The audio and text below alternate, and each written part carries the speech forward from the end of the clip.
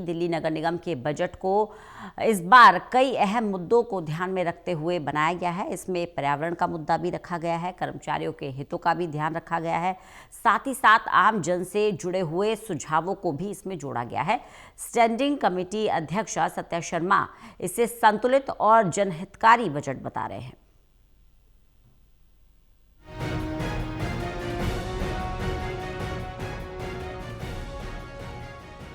दिल्ली नगर निगम के बजट में इस बार सिर्फ आर्थिक प्रबंधन ही नहीं बल्कि पर्यावरण, कर्मचारियों और आम जनता से जुड़े मुद्दों को भी केंद्र में रखा गया, जिसके तहत वायु प्रदूषण पर नियंत्रण के लिए निगम एक विशेष ग्रुप ऑफ डिपार्टमेंट बनाएगा जो धूल नियंत्रण, कचरा प्रबंधन और हरियाली बढ़ाने पर काम करेगा। आवारा कुत्तों की समस्या के समाधान के लिए हर जोन में डॉग शेल्टर और नसबंदी केंद्रों को मजबूत किया जाएगा। इसके लिए अलग बजट भी तय किया गया। सत्या शर्मा ने कहा कि विकास और पर्यावरण एक दूसरे के पूरक है। प्रदूषण नियंत्रण के लिए हम पूरे साल योजनाबद्ध तरीके से काम करेंगे। कर्मचारियों के हित पर भी खास ध्यान दिया गया। डीबीसी से एमटीएस बने कर्मचारियों को समान वेतन, लंबित मामलों का निपटारा और निगम अस्पतालों में अलग इलाज सुविधा दी जाएगी। साथ ही पार्षदों की विकास निधि बढ़ाकर 2 करोड़ रुपए करने का प्रस्ताव रखा गया ताकि वार्ड स्तर पर काम तेजी से हो सके। सत्या शर्मा ने कहा कि नगर निगम की असली ताकत उसके कर्मचारी और पार्षद है। उन्हें सम्मान और संसाधन देना हमारी जिम्मेदारी है। देखिए, हमारे पास जो इनकम सोर्सेज हैं वो हमारी पार्किंग साइट्स हैं, हमारे जो हमारी टैक्सेस है, हमारा जो प्रॉपर्टी टैक्स आता है उससे हमारी इनकम बढ़ेगी और जो हमारी नई स्कीम्स हैं उनसे हम जो बजट इसमें रिवीजन करेंगे वो आएगा। कूड़े का पहाड़ जैसा कि जानते हैं, भलसवा को हम दिसंबर 2026 तक पूरी तरह से उसे ज़ीरो करने का हमारा एक लक्ष्य है और वो अभी भी वहाँ पर कार्य चल रहा है, पूरी तेज़ी से चल रहा है और उसके बाद वहाँ पर ग्रीनरी करने का या वहाँ पर जन सुविधाओं के लिए एक नया प्रोविज़न लाया जाएगा।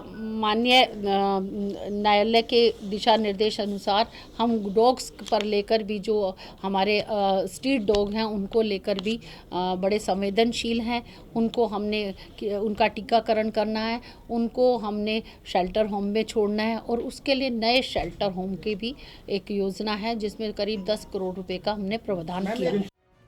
बजट में आवारा कुत्तों की समस्या के समाधान को भी अहम जगह दी गई। हर जोन में डॉग शेल्टर बनाने, नसबंदी और रेबीज रोधी टीकाकरण को तेज करने के लिए 10 करोड़ रुपए का प्रावधान किया गया। माइक्रोचिपिंग के जरिए आवारा कुत्तों की निगरानी और गणना को भी मजबूत किया जाएगा। सत्या शर्मा ने बताया कि आवारा कुत्तों की समस्या केवल शिकायत नहीं, मानवीय और वैज्ञानिक समाधान की मांग करती है, जिस पर हम गंभीरता से काम करेंगे।